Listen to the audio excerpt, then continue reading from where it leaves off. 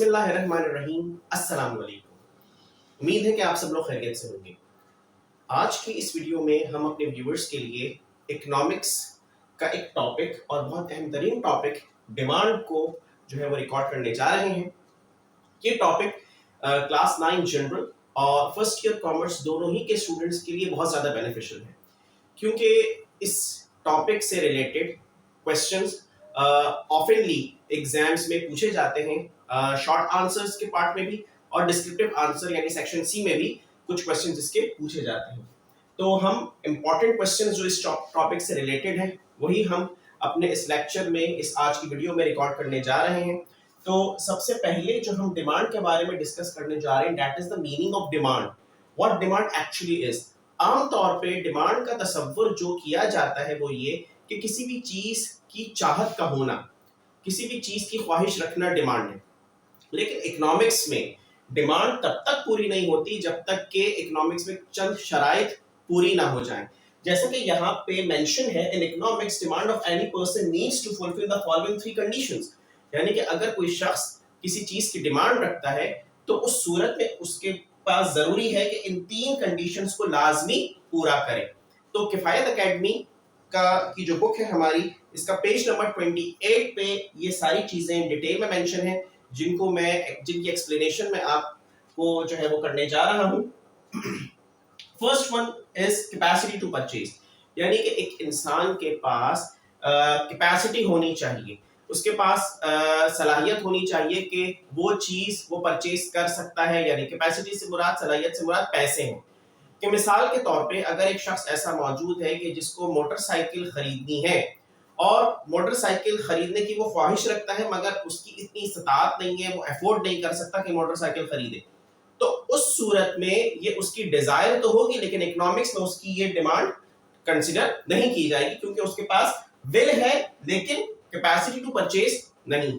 Second condition is will to purchase. Will to purchase क्या है? यानी ख्वाहिश।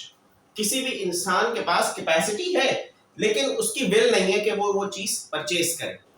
मिसाल के तौर पे इसको हम यहाँ पे इस एग्जांपल से जो है वो समझाने की कोशिश करते हैं अपने व्यूअर्स को, कि एक शख्स है जिसके पास आजकल के दौर के हिसाब से 2.5 से 3 लाख रुपए मौजूद हैं और 2.5 से 3 लाख रुपए में आराम से एक मोटरसाइकिल, बल्कि इससे बहुत ही कम कीमत के अंदर आराम से एक ऑर्डिनरी सी मोटरसाइकिल तो आ सकती है, लेकिन उसकी विल नहीं है। कैपेसिटी है लेकिन विल नहीं है किसी भी वजह से। जैसे कि आजकल अभी भी ऐसे जो है वो नजरिया लोगों का है, कुछ लोगों का, कि मोटरसाइकिल खतरनाक सवारी है, इसमें जो है वो ट्रैवल करना मुनासिब नहीं। तो अगर इस वजह से या किसी और वजह से उसके पास कैपेसिटी, पैसे मौजूद है, कैपेसिटी है लेकिन ख्वाहिश नहीं है, तो अब उस सूरत में वो डिमांड कंसीडर नहीं की जाएगी। तो कैपेसिटी का होना काफी नहीं, इंसान की ख्वाहिश यानी इंसान की विल भी उस चीज के लिए होना जरूरी है। Third point is market value of the product. Market value, जब भी हम कोई चीज खरीदने जा रहे होते हैं तो हम प्राइस को पहले डिस्कस करते हैं। अलग अलग तरह के लोग होते हैं, पहले कोई चीज अगर खरीदनी हो तो अपने फैमिली में डिस्कस करते हैं, अपने फ्रेंड से डिस्कस करते हैं, या कुछ लोग ऐसे होते हैं जो मार्केट जाते हैं, मार्केट में जाके पहले सर्वे करते हैं कि वो देखते हैं कि जो पर्टिकुलर प्रोडक्ट वो खरीदने जा रहे हैं, चाहे एक प्रोडक्ट हो या नंबर ऑफ प्रोडक्ट्स हो, तो उसकी पहले कीमत मालूम की जाती है। फिर अगर कीमत उनकी जो एक परसेप्शन होता है, उनका नजरिया होता है, उनकी एक रेंज होती है, अगर वो कीमत उससे एक्सीड कर रही हो और वो चीज उन्हें लाजमी लेनी भी हो, उस सूरत में वो करते ये हैं कि उसकी क्वांटिटी को कम कर देते हैं, यानी खरीदते हैं लेकिन कम क्वांटिटी में खरीदते हैं। और अगर सूरत हाल बिल्कुल इसके बरक्स हो, यानी कि इस किस्म की सूरत हाल अगर है कि जो वो जहन में कीमत रख के गए थे कि भाई इतनी कीमत में हमें ये चीज मिल जानी चाहिए, अगर कीमतें उससे कम हो तो वो हो सकता है कि क्वांटिटी जो वो खरीदने जा रहे हो वो एक्सीड हो जाए, यानी कि जितनी क्वांटिटी उन्हें खरीदनी थी उससे ज्यादा वो खरीद लें। तो यहाँ पे डिमांड जो है वो डिपेंड कर रही है आपकी प्राइस पे, यानी कि परचेजिंग पावर पे, कि आपकी परचेजिंग पावर कितनी है। अगर आपके पास कोई चीज मौजूद है और आप यानी कि पैसे मौजूद हैं, तो उससे आप कितनी चीजें खरीद सकते हैं, it depends upon the amount of money you have. तो आपकी डिमांड, जैसे आप बाजार में जाते हैं तो डिपेंड करती है आपकी डिमांड आपकी जेब में मौजूद पैसों पर। अगर आपकी जेब में पैसे मौजूद हों तो उस सूरत में आप अक्सर औकात वो चीजें भी खरीद लेते हैं कि जिनकी आपको जरूरत नहीं होती। ये एक नेचुरल फिनोमेना है। और जब आप किसी भी बड़े डिपार्टमेंटल स्टोर में जाते हैं या किसी भी शॉपिंग मॉल में जाते हैं, आपकी जो रिक्वायरमेंट होती है कि भाई आप मिसाल के तौर पे शर्ट लेने जा रहे हैं या कोई एक ड्रेस लेने जा रहे हैं या स्लीपर्स लेने जा रहे हैं या सैंडल लेने जा रहे हैं, तो उस सूरत में अगर आपके पास पैसे बच जाते हैं तो आप उस पैसों से कुछ और चीज भी खरीदने की कोशिश करते हैं कि भाई हाँ, जब पैसे मौजूद हैं तो इससे ये चीज भी खरीद ली जाए। तो डिमांड डिपेंड करती है आपकी कैपेसिटी पर, आपकी बिल पर और प्राइस ऑफ द प्रोडक्ट, यानी कि मार्केट प्राइस प्रोडक्ट की क्या है। इन तीन चीजें अगर पर जो है वो आपकी किसी भी चीज की डिमांड जो है वो डिपेंड कर रही होती है इकोनॉमिक्स में। अगर किसी शख्स की ये तीनों कंडीशंस फुलफिल हो रही हैं, इट मींस कि उस चीज के लिए उस शख्स की डिमांड पूरी हो सकती है। We are moving towards the law of demand. Demand का कानून क्या है?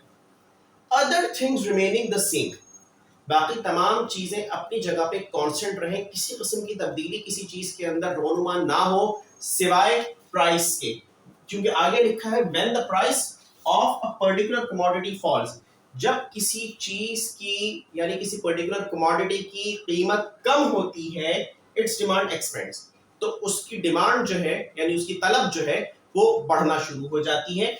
And when the price rises demand contracts, और बिल्कुल ऑपोजिट सिचुएशन है कि जब कीमतें बढ़ती हैं तो उस चीज की डिमांड जो है वो कम हो जाती है। यानी कि कीमत के अलावा अगर और कौन से फैक्टर्स हैं उनको डिस्कस करना जरूरी है कि जिसकी वजह से अगर डिमांड के अंदर कमी या ज्यादती हो रही है तो वो डिमांड लॉ ऑफ डिमांड उन चीजों के ऊपर एप्लीकेबल नहीं होगा। मिसाल के तौर पे वो कौन सी चीजें हैं जिनका पहली लाइन में जिक्र किया गया है, other things remaining the same. मिसाल के तौर पे सर्दियों के मौसम में गर्म कपड़ों की डिमांड बढ़ जाती है और गर्मियों के सीजन में गर्म कपड़ों की यानी कि स्वेटर की, जैकेट्स की डिमांड कम हो जाती है। तो यहाँ पे सीजन जो है वो मैटर कर रहा है, प्राइस मैटर नहीं कर रही। तो सीजन चेंज हो रहा है, सीजन के चेंज होने की वजह से चीजों की डिमांड के ऊपर इफेक्ट पड़ रहा है, इस वजह से यहाँ पे लॉ ऑफ डिमांड एप्लीकेबल नहीं होगा। इसी तरह से अगर कस्टमर का टेस्ट चेंज हो रहा है, किसी भी वजह से इंसान पहले कोई और किसी और चीज को लाइक करता था, अब उस चीज के लिए उस कस्टमर की लाइकनेस कम हो गई या खत्म हो गई, तो ये कस्टमर के टेस्ट के ऊपर डिपेंड कर रहा है, इस वजह से भी यहाँ पे लॉ ऑफ डिमांड एप्लीकेबल नहीं होगा। तो इसका एक पूरा कंप्लीट लेक्चर जो है वो आगे हम अगली वीडियो के अंदर रिकॉर्ड करेंगे। तो अभी हम फिलहाल इस वीडियो में डिस्कस जो करने जा रहे हैं वो है डिमांड, लॉ ऑफ डिमांड के लॉ ऑफ डिमांड है क्या, with the help of schedule and curve. ये जो हमारा चैप्टर का पार्ट है लॉ ऑफ डिमांड, ये एग्जाम में इसी तरह से पूछा जाता है कि state the law of demand and explain it with the help of schedule and diagram. Diagram भी कहते हैं और कर्व भी कहते हैं। तो ये मैं बारहा ये बात कह रहा हूं अपनी इस वीडियो में कि ये जो वीडियो है वो 9 जर्नल ग्रुप और हमारे जो फर्स्ट ईयर कॉमर्स के स्टूडेंट्स हैं दोनों ही के लिए बहुत ज्यादा बेनिफिशियल है। मैं दोबारा इस स्टेटमेंट को रिपीट कर रहा हूं। तो सबसे पहले हम ये देखेंगे कि डिमांड स्केड्यूल है क्या। डिमांड स्केड्यूल के अंदर हमने कोई भी प्रोडक्ट ले लें, आप प्रोडक्ट ए ले लें, प्रोडक्ट बी ले लें, कोई भी आप प्रोडक्ट ले लें, उस प्रोडक्ट की हमने प्राइस ली है और दूसरी साइड पे हमने क्वांटिटी डिमांडेड लिखी है इन किलोग्राम्स में। तो आप जैसा कि ये बुक के अंदर भी मौजूद है और यहाँ पे भी आपके सामने मौजूद है, हमने प्राइस ली है पहले 10 पर केजी, 15 पर केजी, 20 पर केजी, 25 पर केजी एंड 30 पर केजी। और यहाँ पे हमने उस क्वांटिटी डिमांड को रिवर्स कर दिया, यानी प्राइस के हिसाब से जो था हमने रिवर्स कर दिया क्वांटिटी डिमांड को, कि जब प्राइस 10 रुपीस थी तो क्वांटिटी डिमांडेड 30 केजी थी, और जब प्राइस 15 रुपीस पर केजी हुई तो क्वांटिटी डिमांड 5 से कम हो गई और 25 केजी हो गई। जब प्राइस उस पर्टिकुलर प्रोडक्ट की 20 पर केजी थी तो उसकी डिमांड 20 पर केजी हो गई, यानी 5-5 रुपए का डिफरेंस जहां यहां आ रहा है वहां पे 5 किलो के हिसाब से यानी 5 केजी के हिसाब से जो है वो डिमांड यहाँ पे कॉन्ट्रैक्ट हो रही है। जैसे जैसे प्राइस बढ़ रही है वैसे वैसे डिमांड कॉन्ट्रैक्ट होती चली जा रही है। और जैसा कि आप देख सकते हैं कि लास्ट में जब प्राइस 30 रुपीस पर केजी हुई तो उस चीज की जो डिमांड थी वो आप देख सकते हैं कि 10 रुपीज पर केजी पे 10 पर केजी पे पहुंच चुकी है। तो जब आप ये क्वांटिटी डिमांड का और प्राइस का जब आप स्केड्यूल बनाएंगे तो आप इसको इस तरह से लिखेंगे कि when the price is the lowest is that rupees 10 per kg, the demand is the highest. पहला point, when the price is lowest, the demand is the highest, and when the constant rise in price from 15 per kg to 30 per kg, there is a falling in tendency in demand from 30 kg to 10 kg. यानी कि जैसे जैसे कीमतें बढ़ती चली जा रही है वैसे वैसे कॉन्ट्रैक्शन होती चली जा रही है आपकी क्वांटिटी डिमांडेड, और फिर quantity demanded is the lowest that 10 kg when the price of that particular commodity is highest, is at peak, that is 30. तो यहां पे जब हमने इस लॉ को डिस्कस किया तो हमें ये बात पता चल गई कि लोगों के नजदीक सबसे अहम तरीन फैक्टर किसी भी चीज की डिमांड में उनकी प्राइस मौजूद है। यानी कि अगर प्राइस कम हो तो लोग उस चीज को कंज्यूम करेंगे, अगर प्राइस जो है वो मिसाल के तौर पे ज्यादा हो जाए फॉर इंस्टेंस, तो फिर उस सूरत में लोग अपनी उस कंजप्शन को कम कर देंगे, यानी अपनी डिमांड को कम कर देंगे। अच्छा, अब बशर्त ये कि जैसे कि कुछ इवेंट्स होते हैं, कुछ इवेंट्स पे चीजें कितनी महंगी क्यों ना हो रही हो, लोग खरीदने पे मजबूर होते हैं। जैसे कि बहुत सारे इवेंट्स ऐसे आते हैं कि जिनमें कुछ चीज को लेना, किसी भी चीज को लेना जो है वो इंसान के लिए बहुत जरूरी हो जाता है, तो इंसान महंगी चीज भी खरीद लेता है, लेकिन उस सूरत में भी इंसान क्वांटिटी पे कॉम्प्रोमाइज कर लेता है। ठीक है ना, यानी क्वांटिटी ज्यादा लेनी होती है, ज्यादा नहीं लेते, कम ले लेते हैं। अब आ जाते हैं डिमांड कर्व पे। डिमांड कर्व जो है बेसिकली ये डायग्राम है डिमांड की, जो कि यहाँ पे लिखी हुई है और इसी पेज पे मौजूद है कि पेज नंबर 29 पे डिमांड कर्व। तो यहाँ पे दो लाइंस होती हैं, एक लाइन है आपकी जो वर्टिकल लाइन है that is called Y axis, और जो हॉरिजॉन्टल लाइन है इसे कहा जाता है एक्स एक्सिस। हॉरिजॉन्टल लाइन के ऊपर हम इंडिपेंडेंट आइटम को रखते हैं, यानी कि वो चीज जो किसी पे डिपेंडेंट ना हो, और जो आपकी वर्टिकल लाइन है इस पे हम डिपेंडेंट चीज को रखते हैं, यानी कि यहाँ पे हमने प्राइस रखी है और यहाँ पे हमने quantity demand of the product रखा है। तो क्वांटिटी डिमांडेड डिपेंडेंट है प्राइस पे, यानी कि प्राइस जब आप ये देखें कि यहाँ पे हमने वाई एक्सिस पे लिया है और सेम स्केल हमने रखा है 5 के हिसाब से, हमारी यहाँ पर जो है वो क्वांटिटी जो है वो क्वांटिटी भी जा रही है 10, 15, 20, 25, 30, और इसी तरह से यहाँ पे प्राइस का जो स्केलिंग हमने ली है वो भी 5 के डिस्टेंस से ही ली है। तो आप ये देखें कि सबसे पहले हमने यहाँ पर ये देखा कि, और ये वाला पॉइंट जो है मैं आपको बताता चलूं अपने व्यूअर्स को कि ये ओरिजिन पॉइंट कहलाता है, इसीलिए इसको ओ का नाम दिया। ये सबसे पहले आपने ग्राफ बनाना है, यानी कि स्केलिंग करनी है। सबसे पहले आपने एल शेप का या 90 डिग्री का आपने एक एल शेप में जो है वो लाइंस ड्रॉ करनी है। यहाँ पे आपने इसको वाई एक्सिस का नाम दिया और यहाँ आपने इसको एक्स एक्सिस का नाम दिया। यहाँ पे आपने प्राइस कोड की और यहाँ पे आपने क्वांटिटी डिमांड को मेंशन किया। अब देखें कि जैसे कि यहाँ पे क्वांटिटी डिमांडेड है 10 पर केजी, 10 केजी, तो यहाँ पे 10 केजी की लाइन को हमने यहाँ पे 30 तक लाए और यहाँ तक लाने के बाद हमने इसको यहाँ पे जो है वो जोड़। आप लोग चूंकि स्केल से करेंगे और जो है वो आपके पास लाइंस भी मौजूद होंगी, आपकी जो कॉपी होगी एग्जामिनेशन कॉपी, तो उस पे लाइंस जो है बिल्कुल एक्यूरेट आएंगी। यहाँ पे मैं अंदाजे से कर रहा हूँ, इस वजह से लाइंस जो है वो थोड़ी सी कर्व हो सकती हैं, ये मैं आपको बता दूं। फिर जैसे यहाँ पे 15 है और यहाँ पे 25 है, यानी कि जब आपकी प्राइस प्रोडक्ट की 15 रुपीस पर केजी है तो उसकी क्वांटिटी डिमांड 25 केजी है। तो यहाँ पे हमने 15 से लेके पॉइंट को 25 पे आके तरह से जोड़ दिया। फिर यहाँ पे हमने देखा प्राइस 20 रुपीस पर केजी है और क्वांटिटी डिमांडेड भी 20 केजी है, तो हमने क्वांटिटी डिमांडेड को यहाँ पे प्राइस के साथ लाके जोड़ दिया इस तरह से। फिर हम ये देखेंगे कि 25 पर केजी डिमांड है, तो यहाँ पे हमने 15 केजी हमारे पास जो है वो मौजूद है, 25 केजी, और प्राइस जो है वो 15 केजी है। यहाँ पे इस तरह से हमने इसको इस पॉइंट से जोड़ दिया, और फिर जब प्राइस 30 रुपीज पर केजी हुई और क्वांटिटी डिमांडेड 10 पर केजी है, तो यहां हमने इसको यहां से 30 को 10 से जो है वो यहां पे जोड़ दिया। इस तरह से फिर आप इसको ज्वाइन कर सकते हैं, ये एक कंप्लीट ग्राफ आपका बन जाएगा। अच्छा, ये जो आपके पास कर्व आ रहा है, डिमांड कर्व हमेशा डाउनवर्ड स्लोपिंग में होगा। इससे यह पता चलेगा कि आपकी डिमांड जो है वो कॉन्ट्रैक्ट हो रही है एज द प्राइस इंक्रीजेस। तो इस वाले पॉइंट को, यानी ये वाला पॉइंट जो था, इसको हमने डी का नाम दिया चूंकि ये डिमांड कर्व है, और इस वाले पॉइंट को हमने डी नॉट का नाम दे दिया। ठीक है जी। अब इस कर्व की एक्सप्लेनेशन बहुत मैटर करती है, क्योंकि कर्व बनाना नहीं है, स्केड्यूल बनाना नहीं है, बल्कि स्केड्यूल बना के पहले उसकी एक्सप्लेनेशन देनी है, फिर उसके बाद जब आप कर्व बना लेंगे, कर्व बनाने के बाद उसकी एक्सप्लेनेशन देनी। अब एक्सप्लेनेशन गौर से, तवज्जो से सुनिएगा।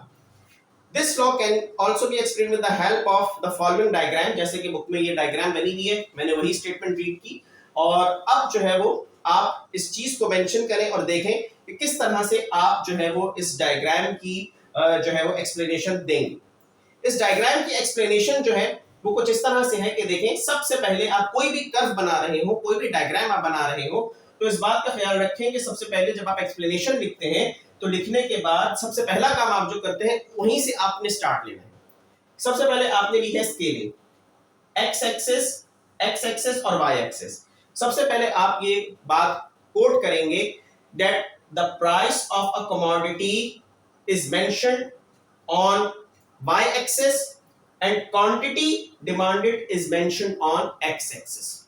सबसे पहले स्केलिंग आपने, क्योंकि सबसे पहला काम ही आपने ये किया है, तो जो पहला काम है वो पहले किया जाएगा। फिर उसके बाद आप ये बात लिखेंगे कि डी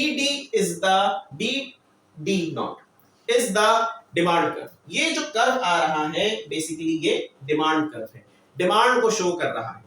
और यहां पे आप ये बताएंगे the curve represents the law of demand. ये पूरा कर्व क्या एक्सप्लेन कर रहा है? लॉ ऑफ डिमांड को, that when the price of a commodity is lowest the quantity demanded is high। यानी कि आप ये देखें कि जब जैसा कि आप ये देखें कि क्वांटिटी डिमांडेड 10 है जब प्राइस बहुत ज्यादा हाई है, जब क्वांटिटी डिमांडेड 15 है इसका मतलब ये है कि प्राइस थोड़ी सी कम हुई है। और फिर जब हम जा रहे हैं लास्ट में, तो हम यहां पे देखते हैं that the quantity demanded of a product is at peak when the price is lowest। यानी आप ये देखें कि प्राइस अब सबसे ज्यादा है, तो क्वांटिटी, जो चीज आपने यहाँ पे लिखी है उसी चीज को आपने यहाँ अल्फाज में लिखना है, ताकि आपका जो रीडर है यानी एग्जामिनर जो है वो उस पॉइंट को समझ सके कि आपने जो कुछ ग्राफ में बनाया है वो अपनी असम्पशन से नहीं बनाया बल्कि लॉ को समझते हुए बनाया। तो हकीकत में आपने ये बात नोट करके लिखनी है कि जब प्राइस सबसे ज्यादा लोएस्ट पे थी यानी 10 पर केजी थी, तो डिमांड सबसे ज्यादा हाईएस्ट थी, और जैसे जैसे आपकी प्रोडक्ट की प्राइस बढ़ती जा रही है वैसे वैसे डिमांड कॉन्ट्रैक्ट होती चली जा रही है। तो ये डिमांड कर्व और स्केड्यूल लॉ ऑफ डिमांड आपके स्टूडेंट, मतलब आप दोनों ही जो हमारे सेक्शंस हैं 9 जर्नल ग्रुप और फर्स्ट ईयर कॉमर्स के लिए बहुत ज्यादा बेनिफिशियल रहेगा। जैसा कि मैंने अभी आपको वीडियो के स्टार्टिंग में भी बताया था, मुझे उम्मीद है कि ये आज का लेक्चर आप लोगों की समझ में आया होगा और आप लोग इससे भरपूर इस्तेफादा हासिल करेंगे। वीडियो के एंड में आपको वीडियो कैसी लगी काइंडली अपने कमेंट्स से हमें आगाह कीजिएगा। आपका ताउन हमेशा से हमारी ज़रूरत है। वीडियो को लाइक करें, शेयर करें, और चैनल को अगर सब्सक्राइब नहीं किया तो काइंडली चैनल को भी सब्सक्राइब कीजिएगा। अपना बहुत ख्याल रखिएगा। अस्सलामु अलैकुम वरहमतुल्लाहि वबरकातुहू।